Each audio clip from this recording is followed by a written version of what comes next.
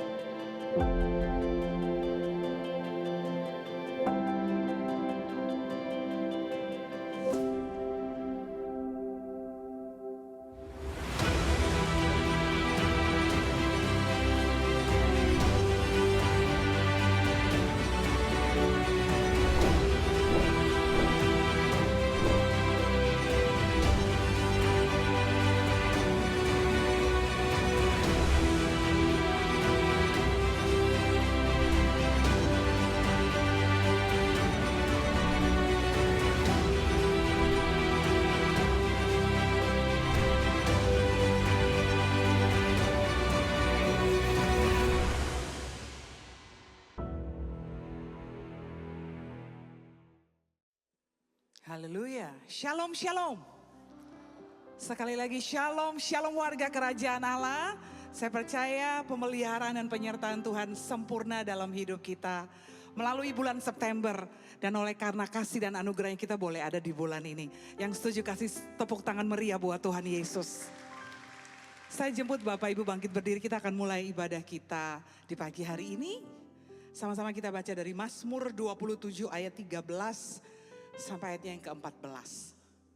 3, 2, 1. Sesungguhnya aku percaya akan melihat kebaikan Tuhan di negeri orang-orang yang hidup.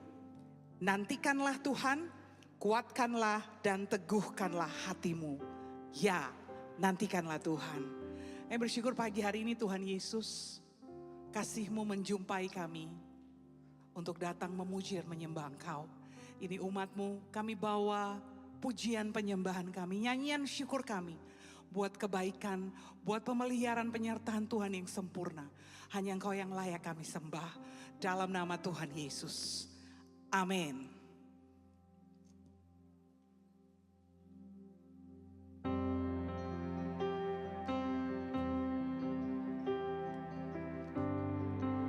Terima kasih buat kebaikan-Mu.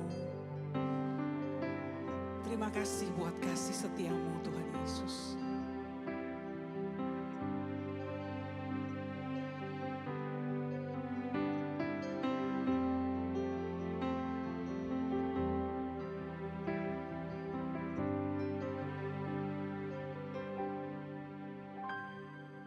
Kau hiasi kehidupanku dengan kemurahan-Mu.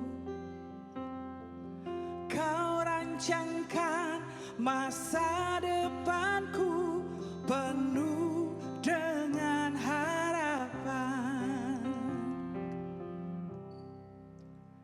Aku ada saat ini, semuanya karena kasih-Mu. Aku hidup hari ini, semua berkat kemurahan-Mu. Terima kasih Yesus, Engkau sangat baik, teramat baik bagiku.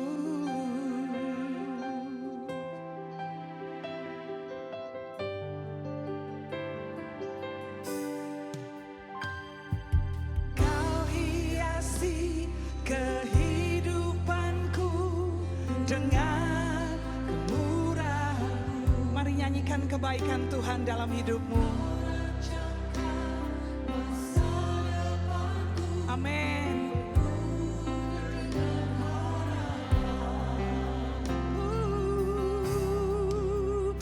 Aku ada saat ini, semuanya karena kasih-Mu. Aku hidup hari ini, semua berkat kemurahan. Terima kasih Tuhan.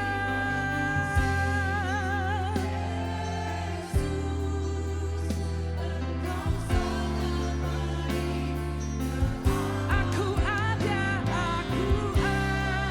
saat ini, semuanya karena kasih-Mu, Tuhan Yesus. Yes Lord. Terima kasih Tuhan Yesus, Engkau sangat baik. Betapa hati kami melimpah dengan ucapan syukur Tuhan. Setiap hari kami menikmati kebaikan dan kasih-Mu. Tidak pernah berakhir, tidak pernah berkesudahan. Kasih setia-Mu selalu baru bagi kami. Mari angkat kedua tanganmu, serukan. Aku ada saat ini. Amin. Semuanya karena kasih-Mu. Aku hidup hari ini. Thank you Jesus. Semua berkat kemurahan-Mu. Terima kasih Yesus, Engkau sangat baik, teramat baik bagiku.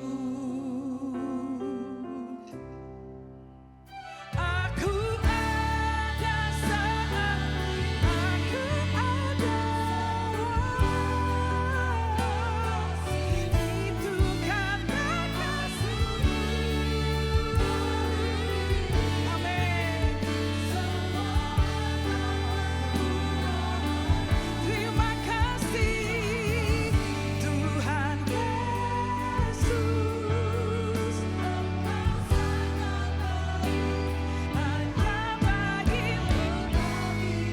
Tuhan Yesus, Engkau sangat baik, teramat baik bagiku. Mari sembah Tuhan.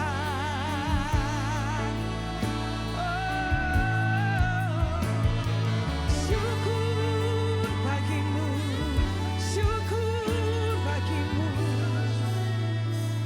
Terima kasih Tuhan, tak pernah terlambat pertolongan-Mu, takkan berakhir kasih setia Tuhan. Itu yang kami alami, itu yang kami lalui. namamu Yesus. Kami naikkan syukur bagimu. Terima kasih Tuhan. Kau layak disembah, layak dipuji. Hanya Kau, hanya Kau. Tiada yang lain.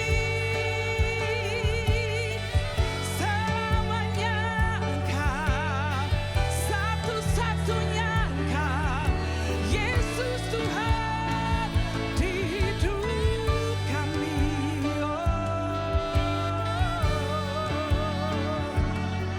Hanya bagimu Tuhan pujian kami.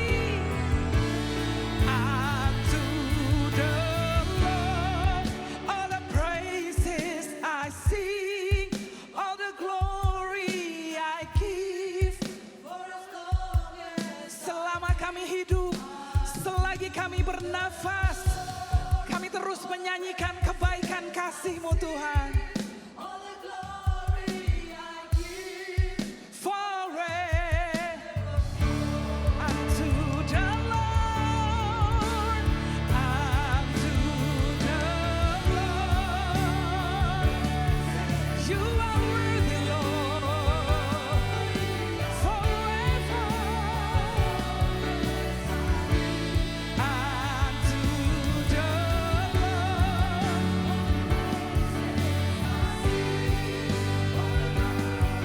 Yes, Jesus.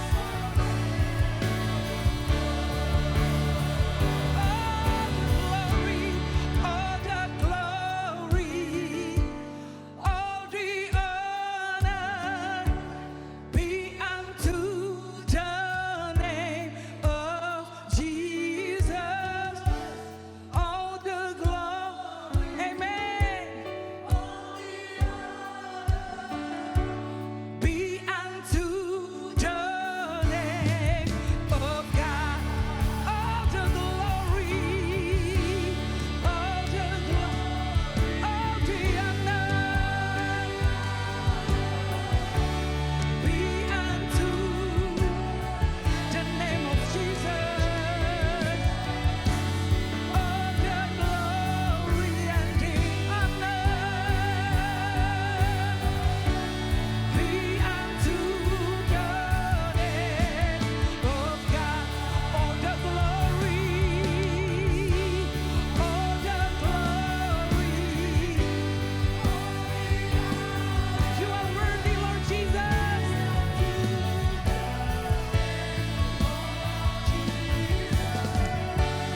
All the glory, all the honor be unto the name of God. Unto the Lord all the praises. Dengarkanlah pujian dari umat-Mu Tuhan. For as long as we live, Lord, all the glory, all the glory,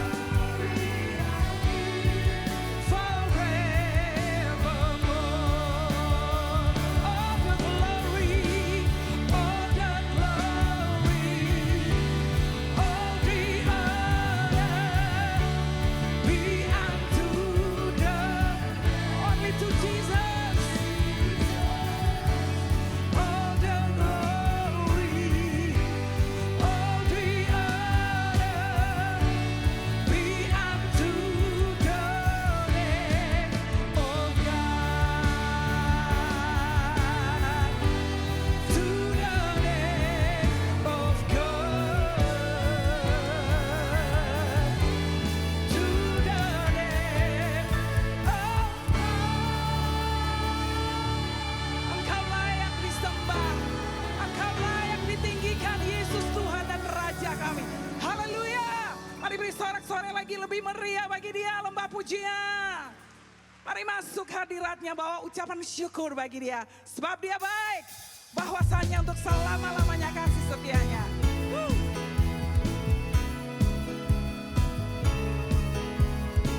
Kami mau terus bersyukur Tuhan, terima kasih.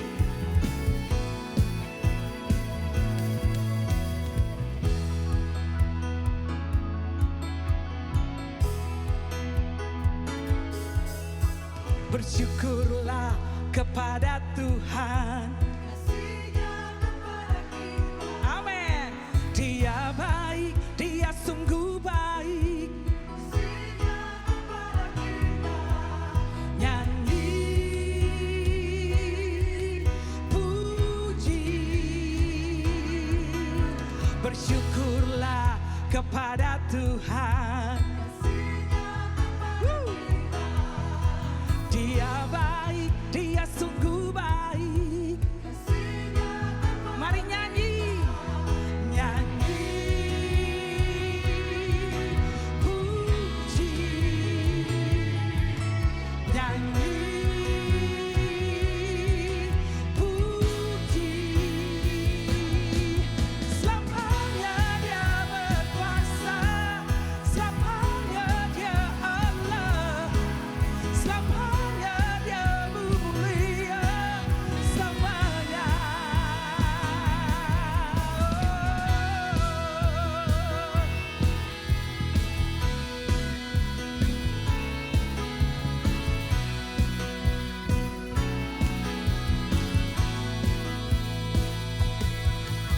Dari terbit matahari,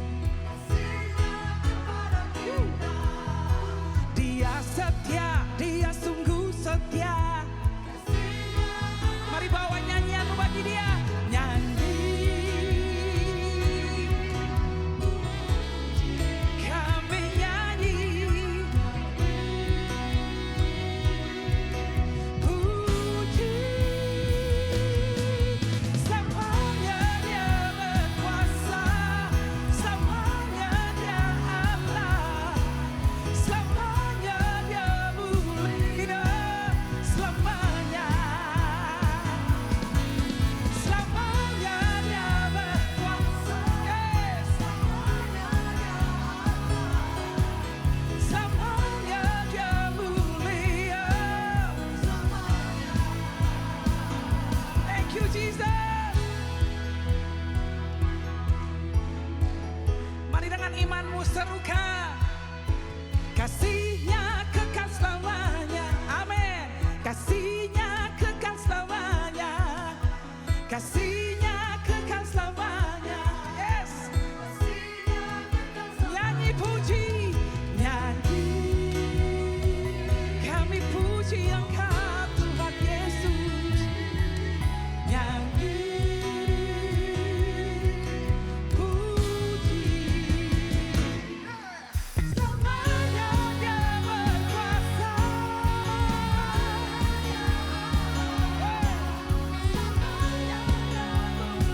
Kau mulia. Selamanya dia berkuasa, Kau Yesus Tuhan. Mari warga kerajaan nyanyikan. Selamanya berkuasa, selamanya dia Allah. Amin. Sama-sama. Oh, oh, oh. Selamanya, selamanya dia Allah. Selamanya, selamanya, selamanya.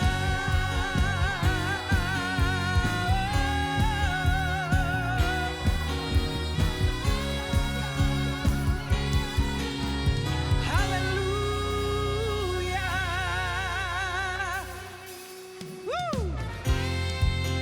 Yang dengan tekun dan sukacita menantikan kedatangan Tuhan, mari nyanyikan pujian ini.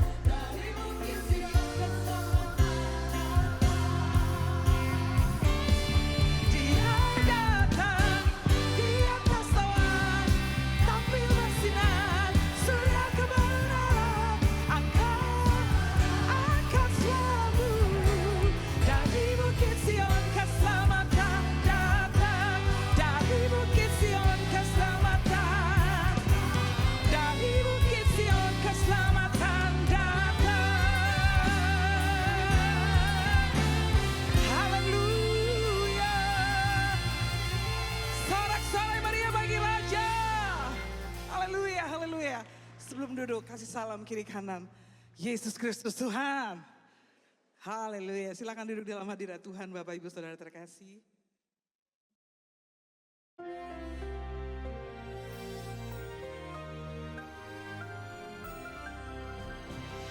Shalom warga kerajaan, bagaimana kita harus be vigilant. Vigilant itu saya lihat ternyata siap sedia dan memakai seluruh perlengkapan senjata. Karena kita tidak tahu kapan Tuhan datang ataupun kapan kita dipanggil Tuhan. Saudara sebagai hamba Tuhan, saya pernah memakamkan anak usia 5 jam dan seorang nenek usia 102 tahun. Kita tidak tahu kapan kita harus meninggalkan bumi ini. Dengar baik-baik saudara, firman Tuhan mengatakan bagaimana raja itu mencari hamba yang setia dan bijaksana, yang berjaga-jaga ketika tuannya datang kedapatan sedang bekerja. Saya belajar sesuatu dari Tuhan Yesus. Kami punya sebuah tempat istirahat di sebuah desa di Lot Tunduh namanya ya, di Ubud. Dan kalau Anda pergi ke sana, kolam renangnya selalu bersih, rumputnya selalu tergunting baik, tidak ada yaitu rontokan bunga-bunga ataupun daun kelapa, semuanya bersih. Why? Saya tidak pernah memberitahu penjaga villa di sana kapan saya datang. Tidak pernah tahu dia, karena itu dia selalu berjaga-jaga. Supaya kedapatan kalau saya datangnya mendadak, saya suka sidak. Di pelayanan juga, dan ini saya tiru dari Tuhan Yesus. Karena saudaraku, Tuhan mencari hamba yang baik dan setia ya, faithful ya, saudaraku yang baik dan setia akan diangkat, akan dipromosikan. Pertama jadi pengawas, jangan lupa ya, ada 3 macam harta. Pertama, yaitu bisa dipercaya hartanya orang lain. Kedua, kalau bisa dipercaya naik, yaitu jadi pengawas itu tadi, yaitu hartanya sendiri. Tuhan percayakan. Yang ketiga lebih tinggi, harta yang sesungguhnya. Buat saya harta yang sesungguhnya iman, ya toh, firman, janji Tuhan, dan jiwa-jiwa yang saya di dalam keluarga saya dipercayakan istri saya dan jemaat. Itulah harta yang sesungguhnya, saudaraku. Jadi dipercaya mengawasi miliknya Tuhan. Nah, firman Tuhan menunjukkan bagaimana hamba yang setia ini memberi makan pada hamba-hamba yang lain. Feed my lamb, feed my sheep. Ditambah, tend my sheep. Tend itu merawat. Domba tua yang sakit. Kita ketemu dengan banyak domba tua yang cerewet, yang sakit. If you love me, said Jesus. Kalau engkau mengasihi aku. Tetapi ada juga hamba yang jahat dan malas. Tuhan mencari hamba yang baik dan setia. Setia apa? Bisa dipercaya. Nilai utama kita, truth itu juga trustworthy, dapat dipercaya. Tetapi ada hamba yang jahat dan malas. Kerjanya apa? Menyerang hamba-hamba yang lain. Menyedihkan ketika rekaman ini dibuat. Ada yang saling serang ya. Itu penyalipan tuh idenya Tuhan atau idenya iblis. Dan keluar kata-kata yang tidak patut dari mulut seorang hamba Tuhan. Dari satu sumber tidak mungkin keluar kutuk dan berkat bersama-sama. Itu tidak mungkin. Tetapi saudaraku, mari kita jadi hamba yang baik dan setia itu, yang akan diangkat Tuhan pada waktunya. Kalau dia datang, selamanya reward itu belakangan, saudaraku. Kita tidak cari gaji, kita mencari bonusnya Tuhan, kita mencari perkenalan dari Tuhan. Dia mulai memukul dan makan minum nih bersama pemabuk-pemabuk. Orang kalau mabuk itu tidak tahu waktu. Israel is the clock of God. Sebab Tuhan berkata dalam kitab Zakaria, maka Yerusalem akan dijadikan batu. Siapa mencoba mengangkatnya akan terluka parah. Sebuah pasu yang isinya memusingkan. Baru beberapa hari yang lalu 142 negara bisa mengakui Palestina. Tetapi yang agak waras masih menentangnya. Tidak mungkin, saudaraku, Gaza pernah diberikan begitu saja dan justru jadikan pusat menyerang. Sudahlah, pemabuk itu tidak ngerti apa yang terjadi di dunia. Look what happened to this world. Look what happened to Israel. Supaya kita tahu. Karena itu tetap siap sedia berjaga-jaga. Seperti nama teman saya itu, siaga, waspada. God bless you. Amin. Shalom warga kerajaan. Di dalam 1 Raja-Raja pasal ke-17, kita membaca sebuah kisah mengenai Nabi Elia dan seorang janda di Sarfat. Di mana pada saat itu Nabi Elia sangat lapar dan dia membutuhkan makanan. Dan dia meminta kepada seorang janda. Janda tersebut dalam kondisi yang sangat kekurangan, di mana dia hanya memiliki sedikit minyak dan sedikit tepung. Akan tetapi dia membuat sebuah roti dan memberikan roti pertamanya kepada Nabi Elia. Dan sisanya baru dinikmati dia bersama keluarganya.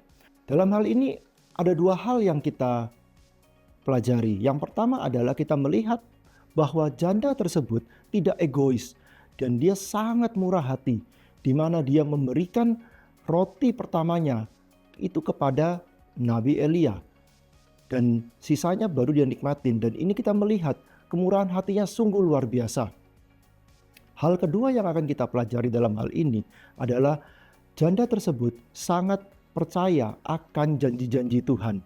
Buli-buli dan tempayannya tidak pernah kosong. Hari demi hari, bulan demi bulan selalu terisi. Dan dia percaya Tuhan tidak pernah meninggalkannya.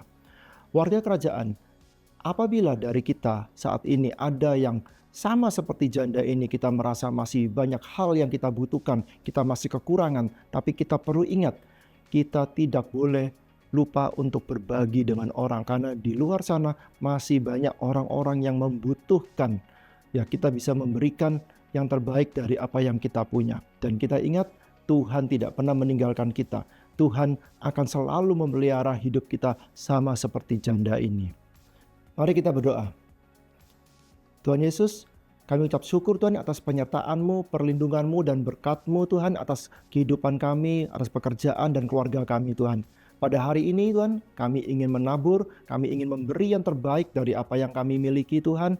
Sucikan dan kuduskan Tuhan apa yang kami berikan agar berguna bagi kerajaan-Mu Tuhan. Terima kasih Tuhan, hanya dalam Tuhan Yesus kami berdoa dan mengucap syukur. Haleluya, amin. Tuhan Yesus memberkati. Amin. Kiranya Tuhan menolong kita semua untuk siap sedia menanti kedatangan Tuhan Yesus yang kedua kali. Kami perlu anugerah-Mu Tuhan.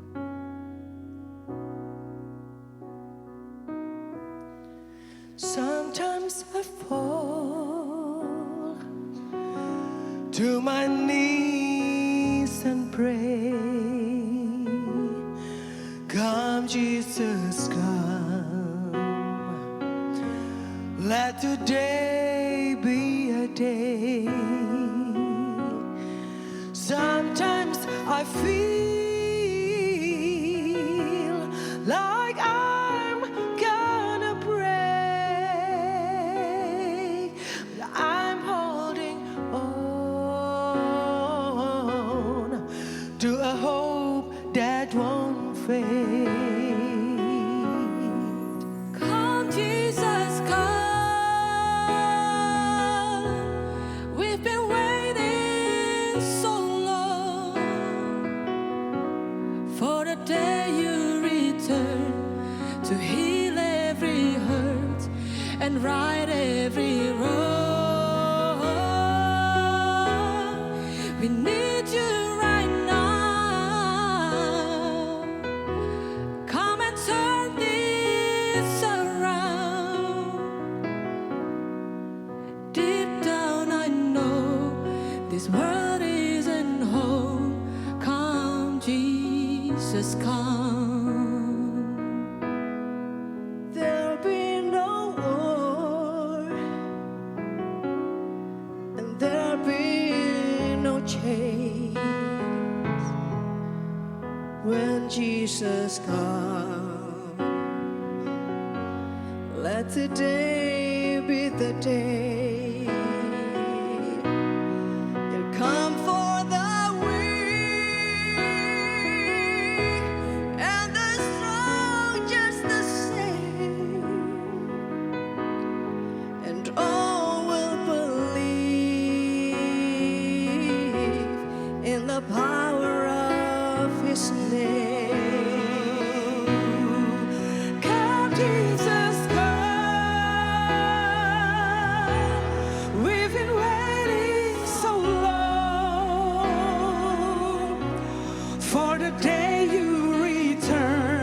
to heal every hurt and right every wrong.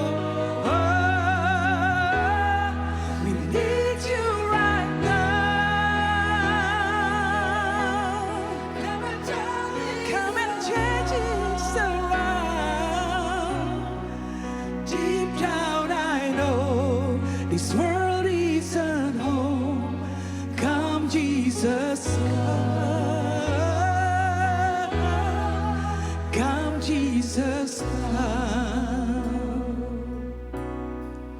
One day you'll come and we'll stand face to face. Come and lay it all down, 'cause it might be today. The time is right now. There's no need to wait. Your past will be washed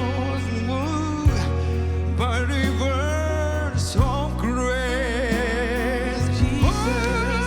Come Jesus, come. We've been waiting so long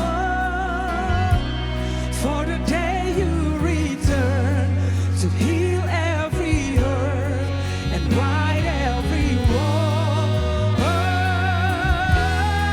We need you right now.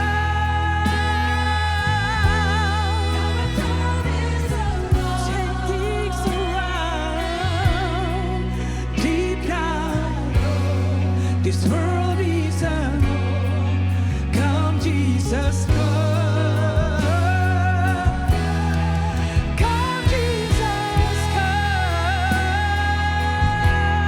We've been waiting. Jadikan kami pribadi-pribadi yang bijaksana Tuhan, yang menanti kedatangan-Mu, Jesus. Kami perlu Engkau.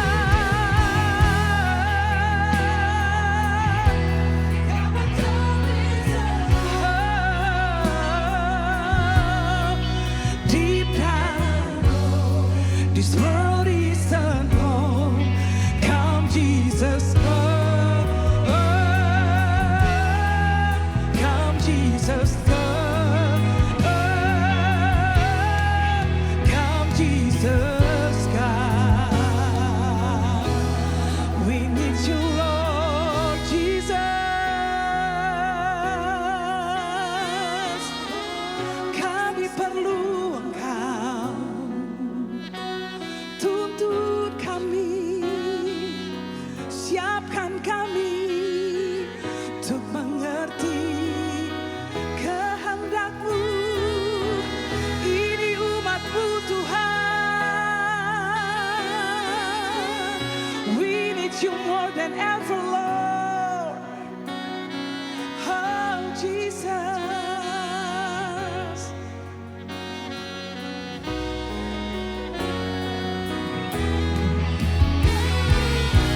Kami percaya Engkau ada di sini. Kuasa-Mu bekerja di tengah-tengah kami.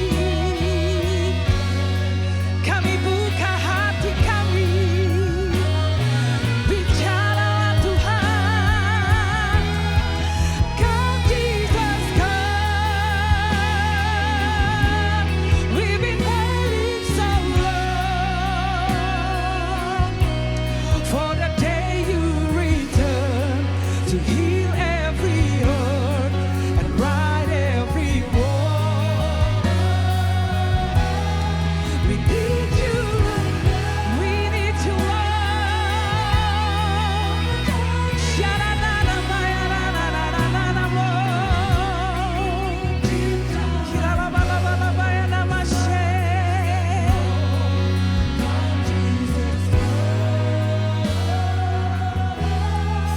Come Jesus, come Jesus. Thank you, Lord. Shabanananamo. Kami tahu bahwa dunia ini sedang tidak baik-baik saja Tuhan. Tapi kami percaya Engkau yang memegang kendali atas setiap hidup kami. Kami percaya Tuhan berkuasa dan Tuhan yang akan memampukan kami. Sebab dalam hidup kami telah melihat semua kebaikan dan karya-Mu yang besar.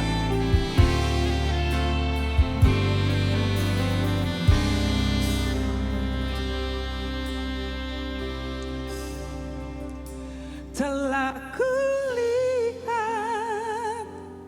kebaikan-Mu yang tak pernah habis. Amin.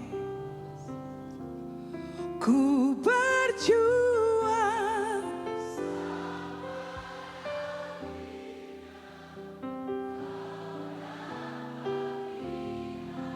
ku tetap telah kulihat kebaikan-Mu.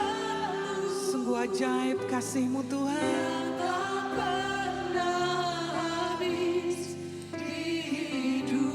Pegang tangan kami, berjuang sampai akhirnya. Kau dapati aku tetap setia. Telah kulihat sungguh baik Tuhan buat kami. Pertolongan-Mu.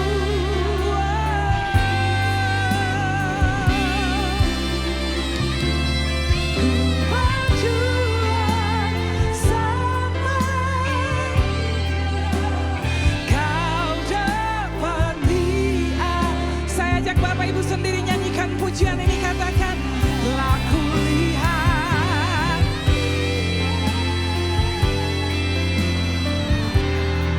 kami penuh Tuhan.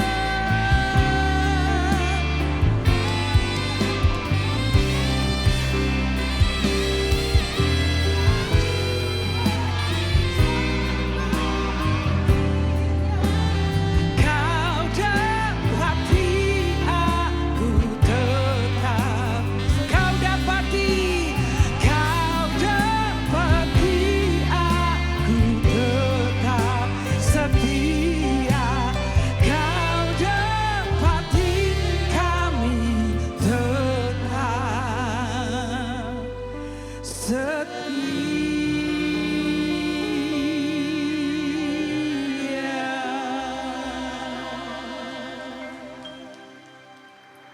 Kami menyadari Tuhan bahwa hidup ini adalah sebuah perjuangan.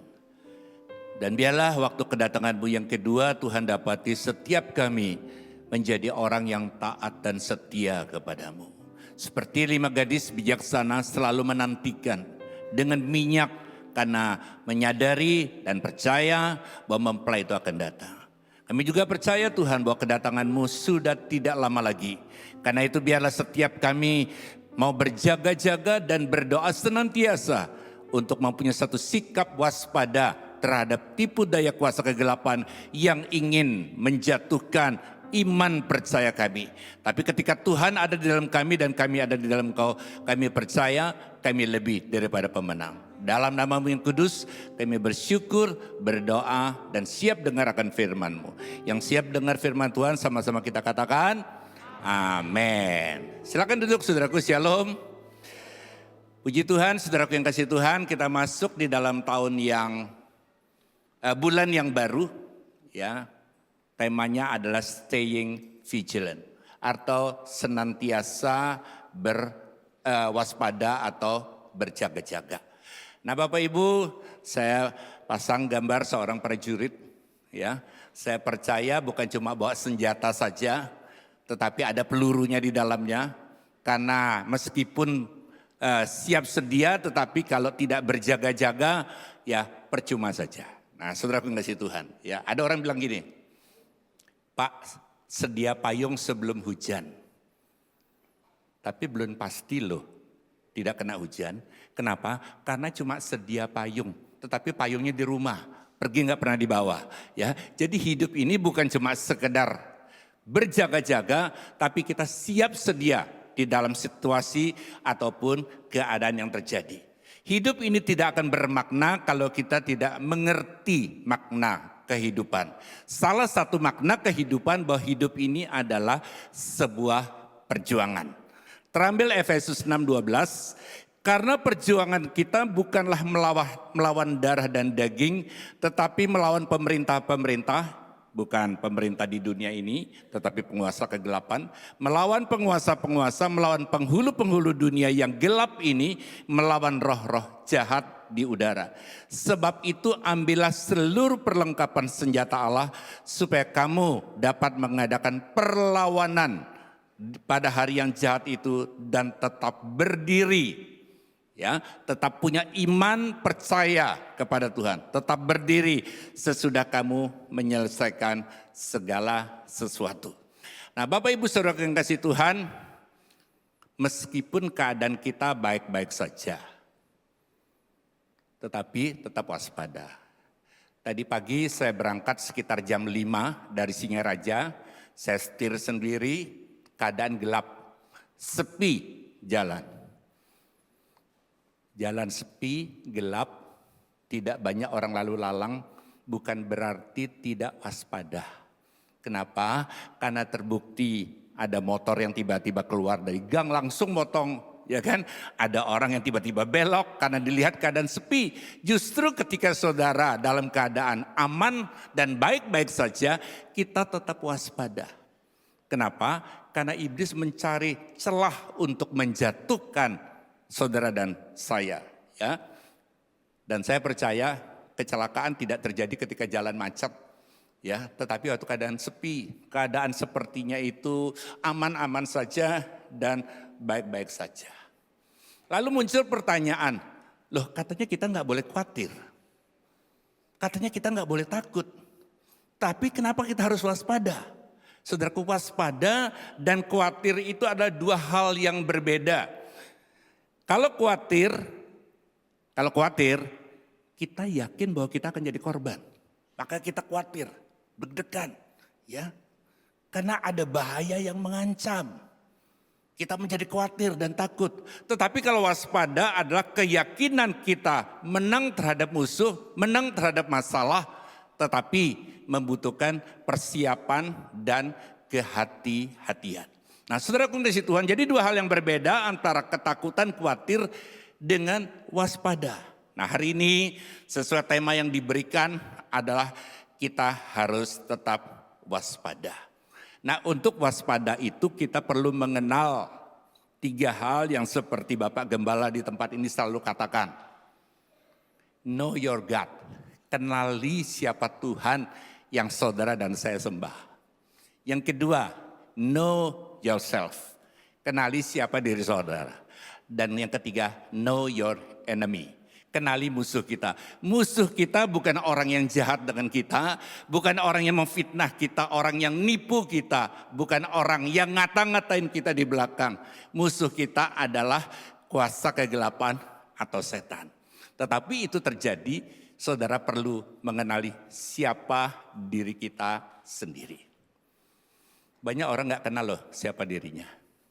Sampai dia lupa diri dan tidak tahu diri dan tidak mau sendiri karena tidak mengenal siapa dirinya.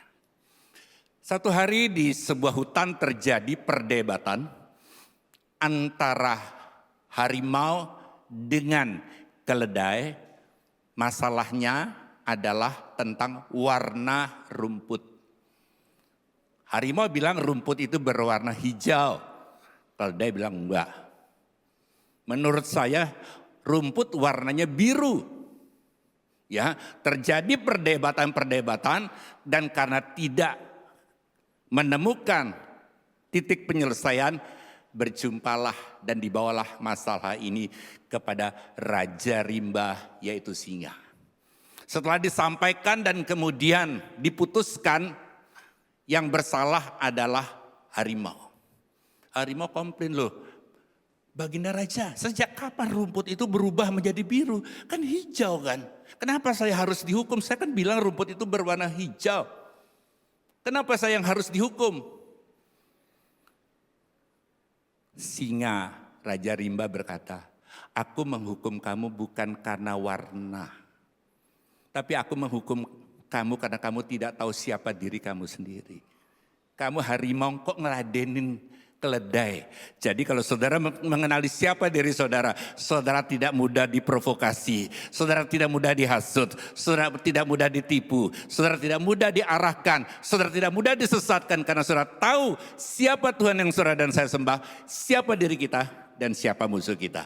Yang mengerti bisa katakan amin. Nah, saudara pengasih Tuhan, ya berikan dulu kemuliaan bagi nama Tuhan.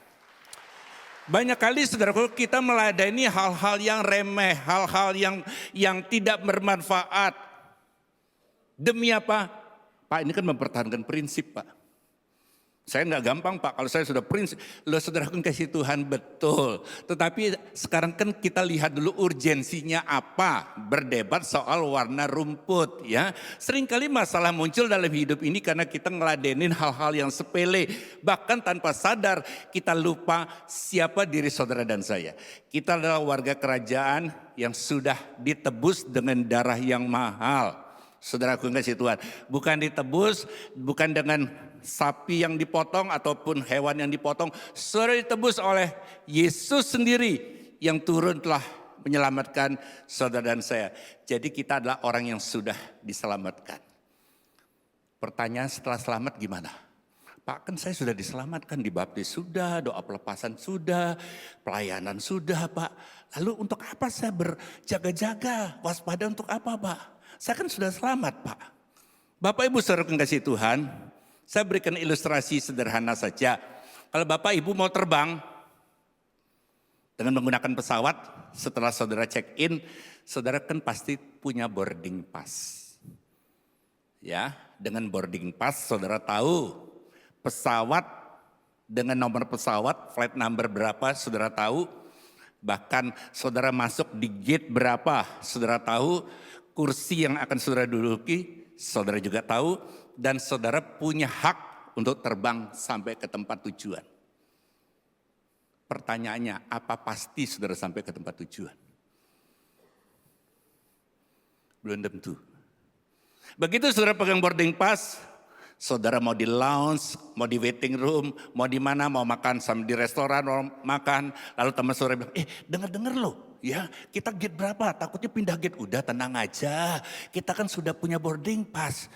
Ada pengumuman tuh. Dengerin. Udah, kamu terlalu panik. Kita yang penting sudah punya boarding pass. Akhirnya saudara kasih Tuhan, ketika pesawat itu kemudian terbang, saudara nggak tahu dan saudara tidak pernah sampai ke tujuan meskipun sudah punya boarding pass. Begitu juga dengan kehidupan saudara dan saya. Kita yang sudah merasa dibaptis, sudah merasa lahir baru. Seperti bangsa Israel, keluar dari Mesir, ya. Tapi tidak masuk ke tanah perjanjian, kecuali Yosua dan Kaleb. Karena itu kita belajar beberapa hal pagi hari ini, ya. Matius 26:41 katakan, berjaga-jagalah dan berdoalah. Jangan dibalik saudaraku. Pak, saya kan sudah berdoa, Pak. Sudah berdoa bagus. Tetapi sudahkah kita berjaga-jaga, waspada? Supaya apa? Supaya kamu jangan jatuh dalam pencobaan. Kenapa? Karena roh kita memang penurut. Tapi daging kita lemah. Saya pasang gambar Adam dan Hawa. Tentu itu tidak alkitabiah. Karena kalau kitab Kejadian katakan mereka tidak berpakaian. Kalau itu kan cuma visualisasinya saja. Ya, saudaraku, Adam dan Hawa, tadi Pak Gembala sudah bilang, ular itu tidak mengerikan. Ya, saudaraku, dan ular itu memutar balik fakta. Dia katakan begini,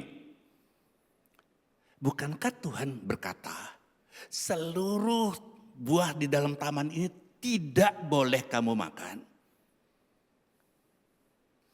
Hawa enggak meluruskan, bukan. Ya, bukan. Semua boleh dimakan dengan bebas kecuali satu pohon, yaitu pengetahuan yang baik dan yang jahat. Karena kalau aku makan, aku akan mati. Ular memutar balik lagi. Enggak, kamu enggak akan mati. Kalau kamu makan itu, pikiranmu terbuka sehingga kamu mengetahui segala sesuatu. Pikiranmu seperti Allah.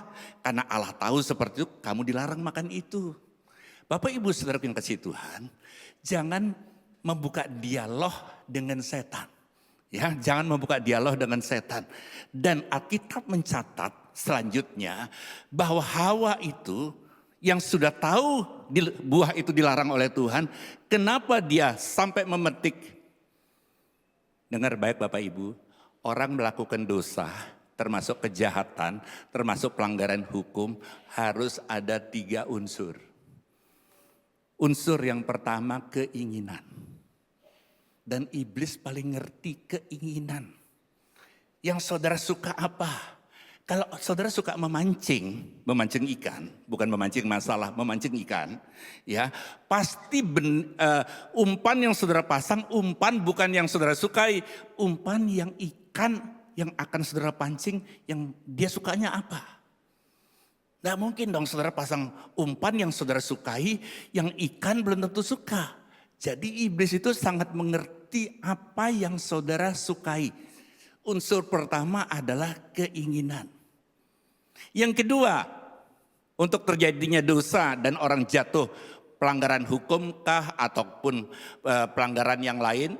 Yang kedua, kesempatan. Nah seringkali kan gini, ya kesempatan kadang-kadang ada. Orang mumpung kapan lagi ya, ini kesempatan. Nah saudaraku, jadi kejatuhan Adam dan Hawa bukan karena kepepet. Banyak orang bilang ya karena terpaksa Pak, nggak ada biaya Pak, karena kepepet. Adam dan Hawa dalam keadaan tidak kepepet. Semua boleh dia makan, banyak pilihan buah yang boleh dimakan. Tapi justru dia memetik satu buah yang dilarang oleh Tuhan. Semua boleh dimakan dengan bebas, nggak perlu beli, nggak perlu tanya. Kesempatan. Ya, nah manusia kan seringkali membuat kesempitan sehingga munculnya kesempatan. Ya saudaraku, itu yang kedua. Kalau keinginan ada, kesempatan ada, unsur yang ketiga harus terpenuhi, keberanian. Ya, kalau keinginan ada, kesempatan ada, dia nggak berani, dia tidak akan lakukan. Ya, saudara kasih Tuhan, keberanian. Karenanya kita sebagai anak Tuhan dibawa untuk hidup takut akan Tuhan. Bukan takut dengan hukuman di dunia ini, tetapi takut akan Tuhan. Nah ketika takut akan Tuhan itu ada dalam hidup saudara dan saya, keinginan ada, kesempatan ada, saudara tidak akan lakukan. Karena saudara lebih takut Tuhan. Nah saudaraku kasih Tuhan, yang terjadi pada Adam dan Hawa saudaraku, setelah dilihat buah itu, karenanya saudaraku, godaan iblis itu pintu utamanya 2, audio visual. Yang saudara lihat, yang saudara dengar, itu perlu hati-hati dan waspada. Karena iblis menggoda dengan apa yang saudara lihat, yang saudara dengar. Gosip, perkataan, provokasi, hasutan, dan yang kita lihat. Itu akan mempengaruhi pikiran kita. Setelah pikiran kita dia olah, turun ke perasaan. Ya setelah perasaan muncul sebuah penilaian. Ya ini benar, oh ini salah, oh enggak dia bakal nipu saya, oh enggak ini hasutan aja. Ya penilaian, ya muncul kepada keputusan, keputusan kepada tindakan, dan tindakan menentukan apakah saudara melakukan tindakan sesuai firman atau tidak. Jadi Bapak Ibu Saudara yang sangat dikasih Tuhan, proses jatuhnya Adam dan Hawa tidak ujuk-ujuk mendadak tiba-tiba, enggak. Lewat sebuah proses di mana Hawa memberikan kesempatan, iblis mempengaruhi sehingga kemudian diputuskan, dipetiklah buah itu. Bukan dipetik, diberikan kepada Adam. Kalau saudara perhatikan, jalur instruksi larangan Tuhan itu pertama kepada Adam. Adam kasih tahu ke Hawa larangan itu.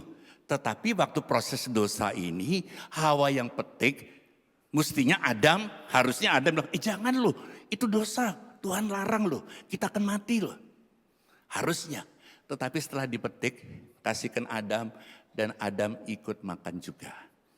Buah itu bukan buah apel, saudaraku. Ya, kalau saudara lihat gambarnya seperti buah apel, bukan buah apel. Jadi guru sekolah minggu hati-hati, jangan berkata kemudian Hawa memetik buah apel, enggak. Buah pengetahuan yang baik dan yang jahat. Haleluya, saudaraku. Jadi hati-hati saudara mengasihi Tuhan. Roh memang penurut. Kita enggak pernah berpikir mau melakukan dosa. Tapi seringkali apa yang kita lihat dan dengar membuat kita jatuh ke dalam dosa.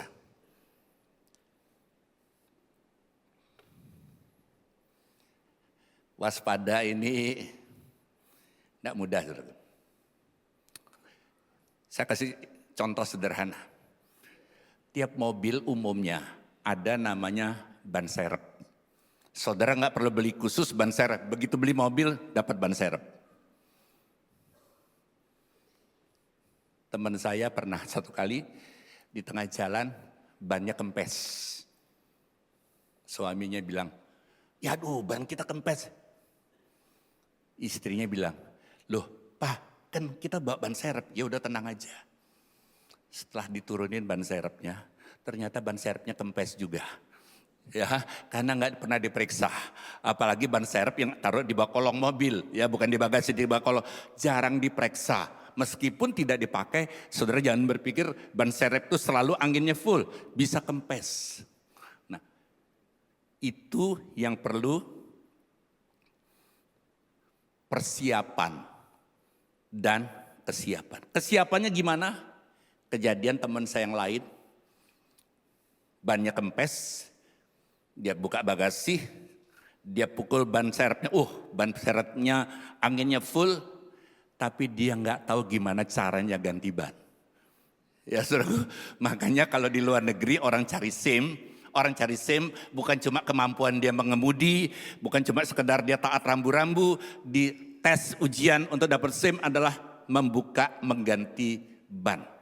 Itu salah satu ujian, saudara mengasihi Tuhan. Ya, ujiannya harus bisa mengganti ban. Kalau enggak, meskipun ada ban serep, ya percuma kalau kempes dia enggak bisa. Pasang dongkraknya sebelah mana ya? Muternya ke kiri apa ke kanan ya? Ini loh saudaraku. Kita seringkali gampang berkata, hiduplah waspada. Tetapi ketika masalah muncul, kita tidak tahu apa yang kita perbuat. Jadi kalau hari-hari banyak masalah, hari-hari ada banyak problem, itu sebetulnya latihan buat kita. Sehingga yang tidak tahu menjadi tahu, yang tidak bisa menjadi bisa. Kalau kita mau belajar. Ya saudaraku, di sini dikatakan ayat yang ke-6, Kejadian 3:6. Perempuan itu melihat bahwa buah pohon itu baik untuk dimakan. Ya setelah melihat, masuk dalam pikirannya dan sedap kelihatannya. Nah saudaraku, lalu kemudian turun ke hatinya. Lagi pula pohon itu menarik hati karena memberi pengertian. Lalu mengambil dari buahnya dan dimakannya dan diberikannya juga kepada suaminya yang bersama-sama dengan dia. Ini loh saudaraku, salah satu dosa ada dosa pembiaran. Suaminya yang dengar langsung dari Tuhan larangan memakan buah itu, dia lihat istrinya memetik, harusnya jangan jangan ya. Jangan, nggak boleh itu, kita akan mati. Itu dilarang Tuhan. Tetapi dibiarkan, bahkan dia ikut makan. Nah saudaraku kasih Tuhan, kita sekarang akan belajar makna yang kedua. Makna yang pertama, hidup ini sebuah perjuangan. Yang kedua, hidup ini adalah sebuah perjalanan. Hidup ini sebuah perjalanan. Ya.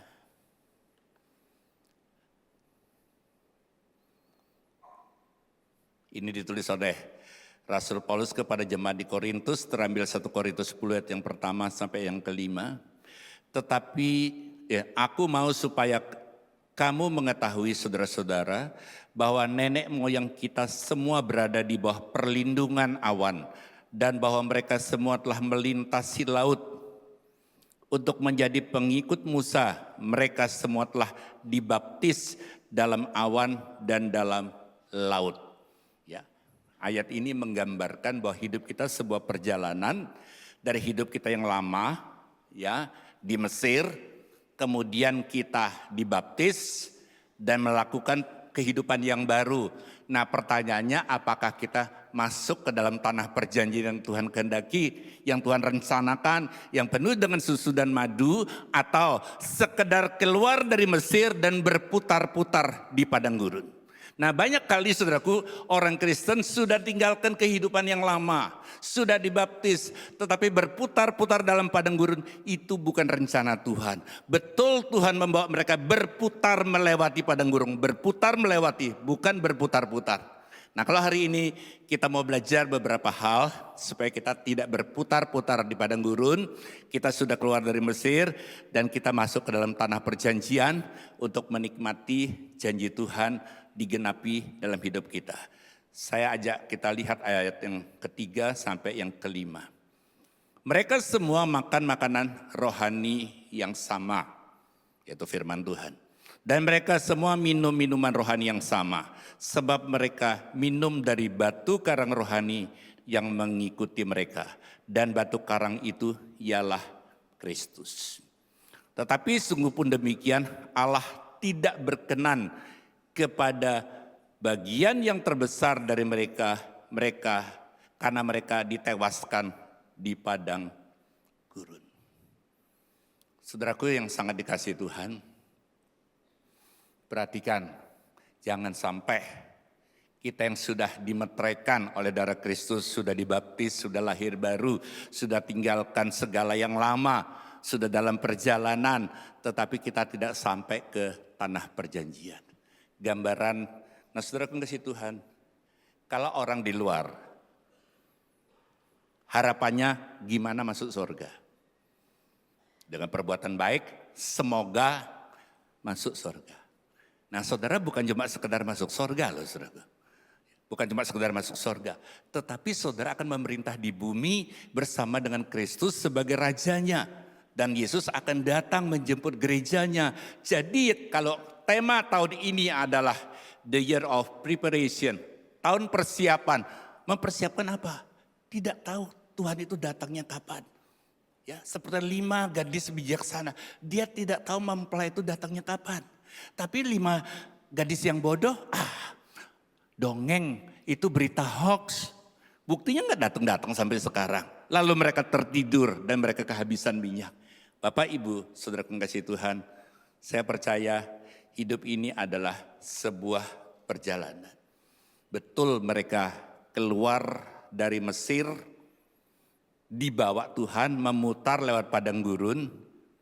Tapi jangan lupa, tiang awan waktu siang yang memberi peneduhan dan tiang api pada waktu malam.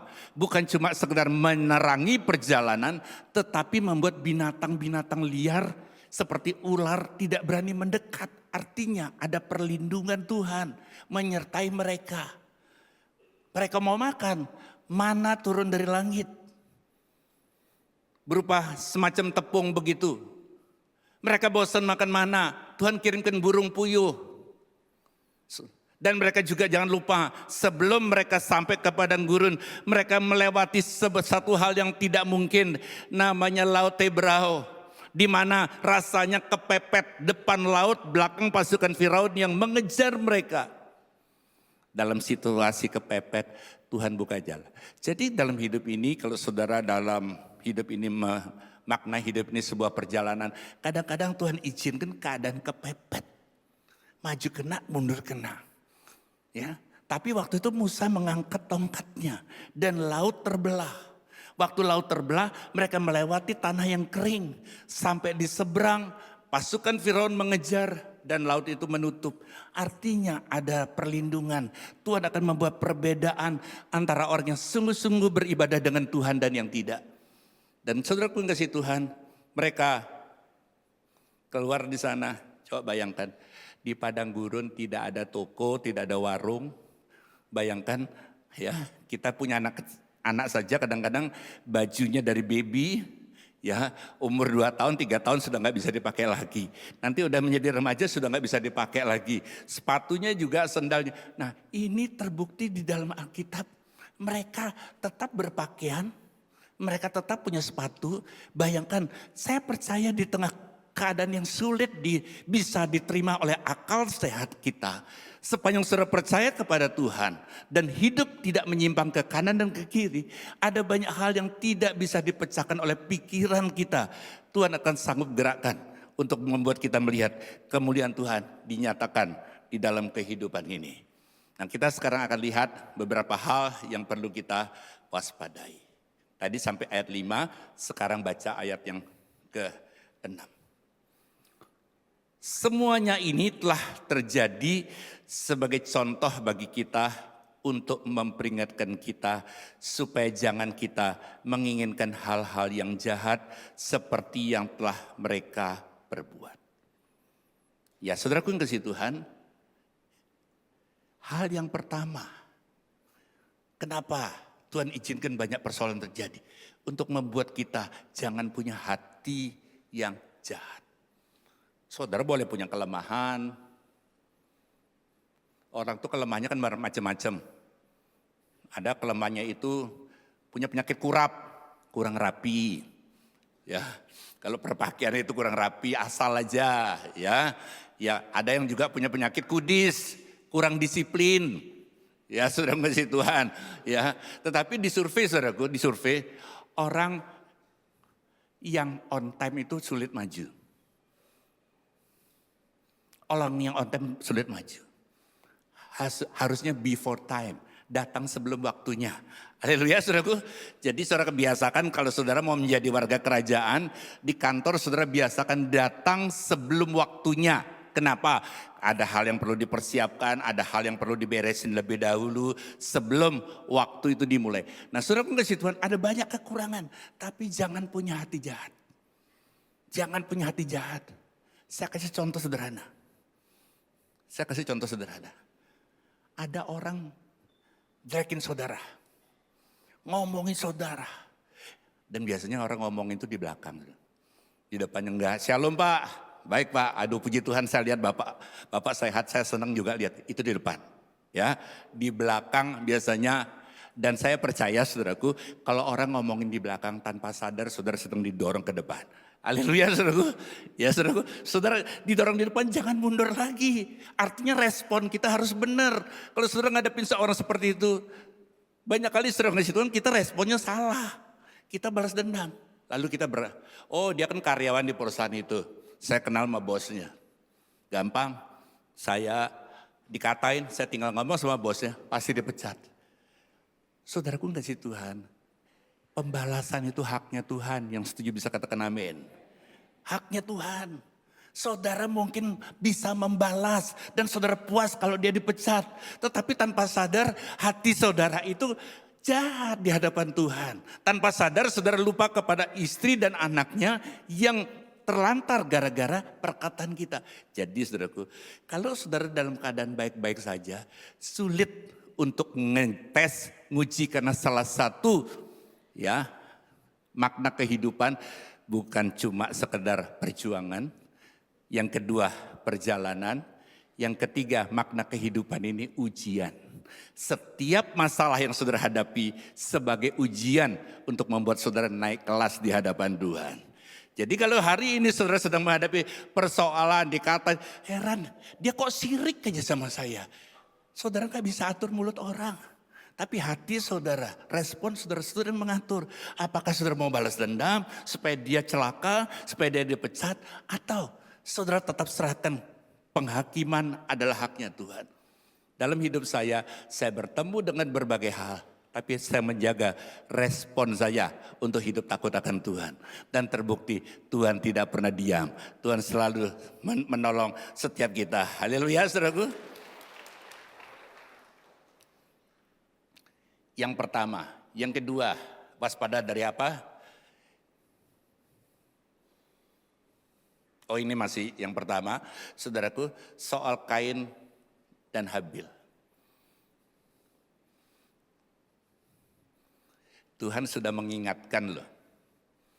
Ayat yang ke-6. Tuhan sudah mengingatkan hati Kain. Sebelum dilakukan pembunuhan kepada adiknya loh. Firman Tuhan kepada Kain, mengapa hatimu panas dan mukamu muram? apakah mukamu tidak akan berseri jika engkau berbuat baik?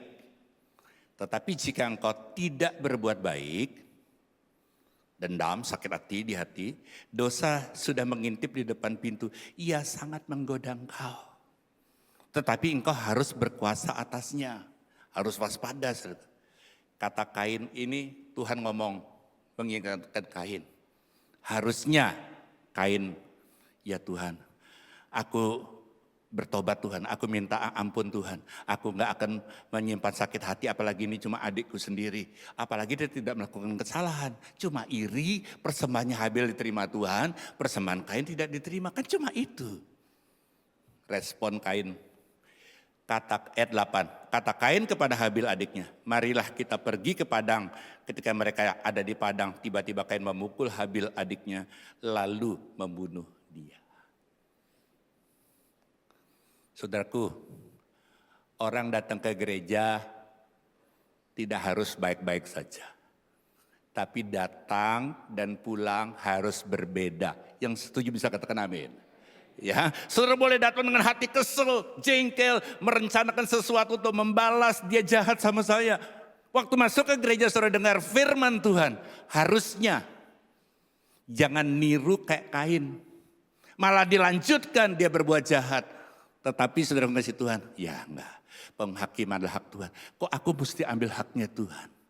Ya, kan Tuhan yang menghakimi, kenapa mesti aku yang melakukan pembalasan?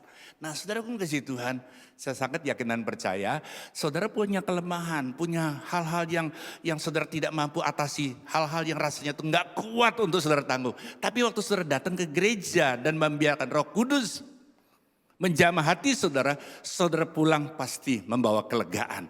Saudara pulang kan berkata, enggak, saya sudah mengampuni dia, saya sudah memberkati dia, karena saya percaya penghakiman dari Tuhan, dan bagian saya adalah tetap memberkati. Dan saudara adalah orang yang siap untuk diberkati oleh Tuhan. Berikanlah kemuliaan bagi Tuhan. Jangan datang dan pulang enggak ada bedanya. Ya, datang dalam hati yang panas, pulang dengar firman tambah panas. Wah, ya kan? Seringkali kan begitu. Firmannya nembak saya. Enggak, saya enggak kenal loh persoalan satu-satu di jemaat di tempat ini. Tapi saya percaya Roh Kudus tahu setiap persoalan saudara. Yang kedua, ayat yang ke-7. Dan supaya jangan kita menjadi penyembah-penyembah berhala. Sama seperti beberapa orang dari mereka. Seperti ada tertulis, maka duduklah bangsa itu untuk makan dan minum. Kemudian bangunlah mereka dan bersukaria. Saudaraku yang sangat dikasihi Tuhan. Ada sesuatu yang menarik saudaraku. Waktu bangsa Israel masih di Mesir akan keluar. Tuhan suruh mereka untuk minta emas-emasan di tetangganya, kenalannya, dan Tuhan menggerakkan tetangganya yaitu orang-orang Mesir memberikan emas. Jadi mereka waktu keluar dari Mesir, meskipun lewat padang gurun, mereka tidak dengan tangan kosong. Mereka membawa emas. Ayo yang simpan emas. Hari-hari ini kan semua bilang ini harga emas lagi tinggi-tingginya. Ya, itu baru bilangan gram. Baru bilangan ons. Ya, ini begitu banyak mereka dan Alkitab mencatat itu kemudian dilebur sehingga mereka membuat lembu emas. Jadi begitu banyaknya saudaraku kasih Tuhan. Saudaraku kasih Tuhan, semua butuh uang. Gereja ini juga tidak bisa bayar listrik dengan doa.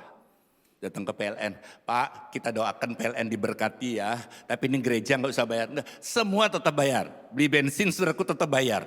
Semua butuh uang, tetapi apakah cinta kita kepada Tuhan lebih besar daripada cinta kita kepada uang? Karena saudaraku, berhala di akhir zaman ini saudaraku bukan berupa sesuatu benda, bukan uang. Karena dikatakan di sini, Matius 6:24, tak seorang pun dapat mengabdi kepada dua tuan. Karena jika demikian ia akan membenci yang seorang dan mengasihi yang lain. Atau ia akan setia kepada yang seorang dan tidak mengindahkan yang lain. Kamu tidak dapat mengabdi kepada Allah dan kepada Mammon. Ya, 1 Timotius 6 ayat 10, akar segala kejahatan adalah cinta uang. Saudaraku, mumpung ngomong tentang uang, saya perlu ingatkan, kita tidak boleh menguji Tuhan. Dan tidak ada ayat boleh menguji Tuhan, kecuali satu ayat, yaitu tentang persepuluhan. Ya, di ayat yang lain jangan menguji, bahkan jangan mencobai Allah Tuhanmu. Ya, salah satu poin di 10 perintah Allah, kecuali persembahan persepuluhan. Jadi kalau hari ini saudara sedang menghadapi masalah dan bertanya, kenapa ya saya sudah berdoa, kenapa ya saya sudah melayani Tuhan, kenapa ya saya rajin ke gereja, tetapi selalu kekurangan. Cek hari ini, waspadai hari ini. Jangan-jangan saudara tidak taat dan setia di dalam mengembalikan persepuluhan. Karena itu adalah punyanya Tuhan. Jangan memakai yang punya Tuhan. Yang setuju bisa katakan amin. Ya saudaraku, jadi kalau hari ini mungkin ada pertanyaan, kenapa ya kok hidup saya ini seperti kantong bolong aja. Ada aja, sebentar ini sakit pengeluaran, sebentar mobil kecelakaan, sebentar masuk bengkel, ada aja pengeluaran. Karena Alkitab berkata, ya saudara kasih Tuhan, kalau saudara mengembalikan persepuluhan di dalam Alkitab, saudaraku, Alkitab berkata, Tuhan bukakan tingkap langit, itu yang pertama. Yang kedua, dia akan menghardik setiap belalang pelahap. Artinya apa? Artinya hasil panen yang harusnya saudara bisa nikmati. Ada belalang pelahap yang memakan habis. Sehingga kita tidak sempat menikmati, terjadi kebocoran-kebocoran di dalam berkat-berkat Tuhan. Yang selanjutnya kita lihat yang ketiga. Ayat 8. Janganlah kita melakukan percabulan seperti yang dilakukan oleh beberapa orang dari mereka. Sehingga pada satu hari telah tewas 23.000 orang. Yang ketiga adalah percabulan. Ya, saudaraku yang kasih Tuhan. Hati-hati, saudaraku. Ya, tadi saya sudah bilang hati-hati dengan audio visual yang saudara lihat dan saudara dengar. Tiap pagi ada satu benda yang saudara pencet. Tiap pagi. Bukan handphone. Yang saudara pencet adalah odol. Atau saudara pencet odol, yang keluar apa? Odol. Kenapa? Karena pabriknya memasukkan odol. Atau dipencet keluar odol. Begitu juga dengan hidup kita. Apa yang saudara masukkan ke pikiran, waktu dipencet, digencet hidup saudara, itu yang keluar dari hidup kita. Jadi hati-hati yang saudara masukkan di dalam pikiran saudara. Karena tanpa sadar terekam, di save di alam bawah sadar saudara. Hati-hati apalagi sekarang zaman-zamannya medsos.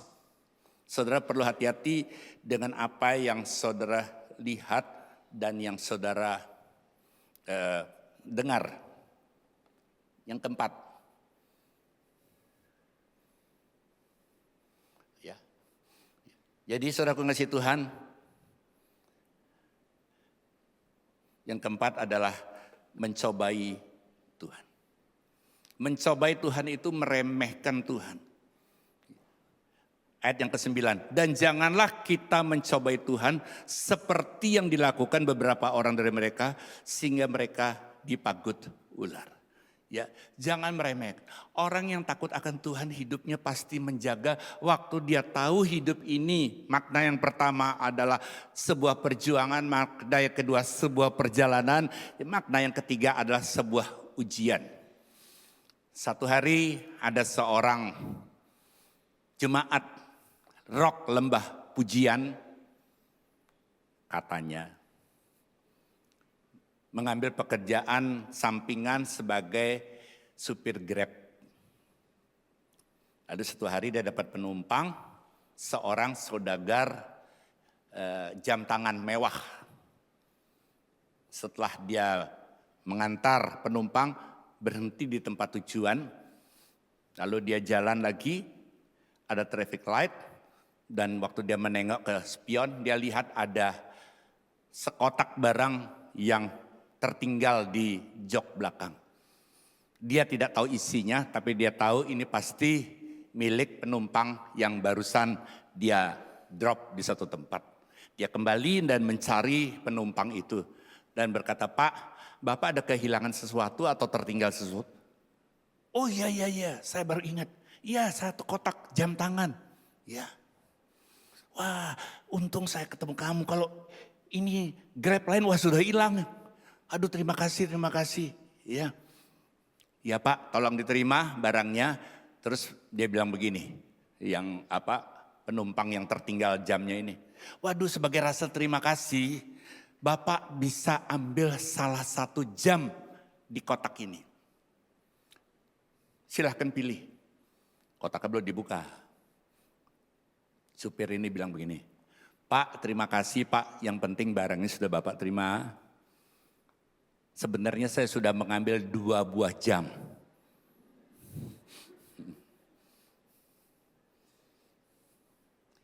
Dibukalah kotaknya. Loh, kok masih lengkap? Nggak ada yang berkurang. Katanya kamu ambil 2 jam. Kok nggak ada yang berkurang? Saya ambil 2 jam. Yang pertama namanya mereknya integritas. Yang kedua, saya menyadari harga diri saya lebih tinggi daripada jam itu. Dan sejak saat itu saudara, saya percaya hidup orang itu kadang-kadang waktu diuji dia harus lulus. Karena ada berkat yang lebih besar kalau dia mengenal siapa dirinya. Haleluya saudaraku. Seringkali saudara kasih Tuhan waktu kita diuji dalam hal-hal sepele, kita terbuai, kita tergiur, sehingga itu menutup berkat, sehingga berkat yang besar yang Tuhan sedang siapkan tidak sampai kepada kita. Lalu kita berkata, kok gini ya hidup kita ikut Tuhan ya? Kok cuma segini aja hidup kita untuk Tuhan ya? Percayalah saudaraku, lewat masalah yang sedang hidup. Dan yang kelima, ya karena waktunya sudah mepet. Yang kelima, ayat yang ke-10. Janganlah bersungut-sungut seperti yang dilakukan oleh beberapa orang dari mereka, sehingga mereka binasa oleh malaikat maut. Semuanya ini telah menimpa mereka sebagai contoh. Dengar baik, yang terjadi oleh orang Israel sebagai contoh buat saudara dan saya. Dan ditulis untuk menjadi peringatan bagi kita yang hidup pada waktu di mana zaman akhir telah tiba. Zaman akhir ini adalah saat-saat ini. Jadi saudaraku yang kasih Tuhan, belajar. Saya dulu orangnya suka ngomel juga, ya.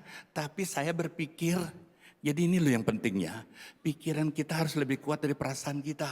Kalau perasaan kita lebih kuat, kita mudah tersinggung, kita mudah sakit hati, kita mudah dendam. Tapi kalau pikiran kita dipenuhi dengan pikiran Kristus, kita merenungkan firman Tuhan, pikiran kita akan bisa memerintahkan perasaan. Loh untungnya apa saya nyimpen dendam? Untungnya apa saya bersungut-sungut? Untungnya apa saya komplain? Untungnya apa saya protes?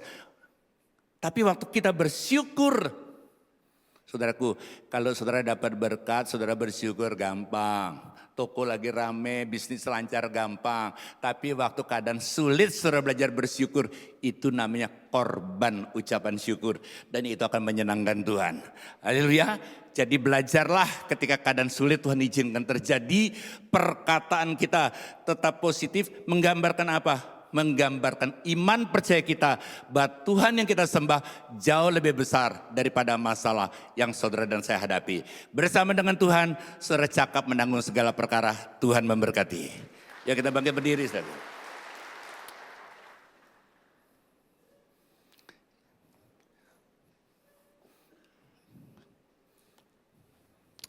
Terima kasih untuk kebaikan-Mu Tuhan. Firman-Mu sudah kami dengar. Biarlah firman itu membuat kami semakin waspada, berjaga-jaga. Karena kami tahu Tuhan, hari-hari ini keadaan semakin tidak mudah. Keadaan sulit untuk bisa dibedakan. Tetapi waktu kami hidup di dalam Kau dan Kau di dalam kami, biarlah kami boleh melihat. Kami boleh diterangi oleh Roh Kudus sehingga kami bisa membedakan mana bukan yang salah dan baik saja, karena yang baik belum tentu benar, tapi yang benar pasti membawa kebaikan. Mari Roh Kudus tolong setiap kami, khususnya jemaat di tempat ini, sehingga kami bukan cuma sekedar bisa membedakan yang baik dan yang jahat, tapi kami bisa membedakan yang baik dan yang benar. Karena kami tahu waktu kami hidup di dalam kebenaran, kebenaran itu yang akan memerdekakan kami. Dan waktu kami dimerdekakan, kami bisa melakukan sesuai dengan pilihan hati kami untuk hidup sesuai dengan perintah-Mu. Dalam nama-Mu yang kudus kami bersyukur dan berdoa. Amin.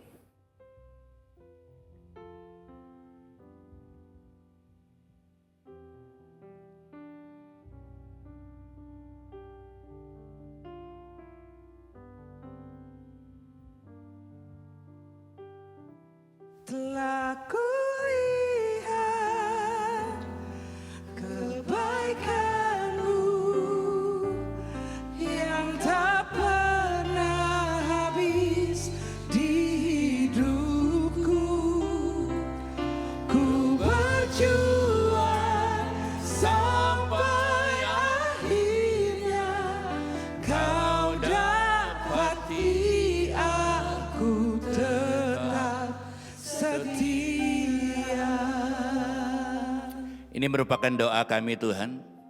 Kami mau didapati Tuhan ketika Engkau datang. Kami sebagai orang yang siap sedia, orang yang setia, orang yang merindukan kedatangan-Mu. Karenanya biarlah apa yang sedang Tuhan izinkan terjadi di dalam hidup kami, persoalan, masalah, problem, apapun, kami mau tetap belajar lewat masalah itu. Justru kami akan tetap bersiap sedia sehingga kami tidak akan dibelokkan, kami tidak akan disesatkan oleh tipu daya kuasa kegelapan. Tapi kami hidup mengandalkan Tuhan untuk melihat janji Tuhan tergenapi lewat hidup kami. Terima kasih Tuhan. Mari jemaat Tuhan persiapkan roti dan anggur saudara. Tanda bahwa kita sebagai peringatan bahwa kita sudah dimeteraikan oleh darah Yesus. Angkat lebih tinggi dari kepala kita. Pada malam sebelum Yesus disalibkan, dia mengambil roti dan setelah mengucap syukur atasnya, dipecahkannya roti itu lalu dibagikan kepada para muridnya. Seraya ia berkata, inilah tubuhku yang dipecahkan bagi kamu semua. Lakukanlah ini senantiasa sebagai peringatan akan daku. Apakah saudara percaya bahwa roti yang saudara angkat tinggi ini merupakan persekutuan kita dengan tubuh Kristus? Mari kita makan dalam nama Yesus.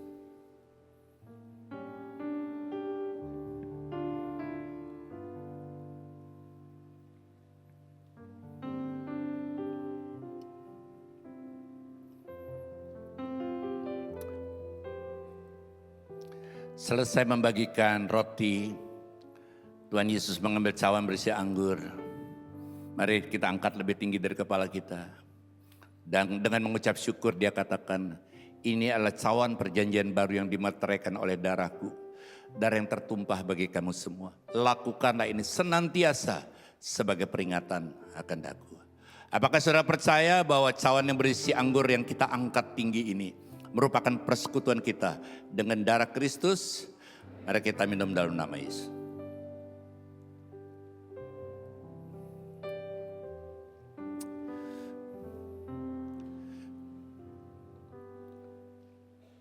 Terima kasih untuk kebaikan-Mu Tuhan. Kami mau tetap setia, kami mau berjaga-jaga. Apapun kondisi, kami tetap hidup mempermuliakan-Mu. Kami tetap hidup di dalam ucapan syukur. Haleluya. Sama-sama kita katakan, amin. Silakan duduk, saudara. Mari Bapak Ibu, kita angkat kedua tangan kita, buka hati saudara. Tetaplah iman, percaya saudara tetap berfokus kepada Tuhan. Tuhan mengarahkan wajahnya dan memberikan damai sejahtera pada saudara. Tuhan memberikan kepada kita kemampuan untuk mampu berjaga-jaga, waspada dan berdoa serta mengandalkan Tuhan. Di dalam nama Bapa, Putra dan Roh Kudus, di dalam nama Yesus Kristus Tuhan. Tuhan menyertai saudara hari ini sampai selama-lamanya. Yang percaya katakan, amin. Selamat hari Minggu, Tuhan memberkati.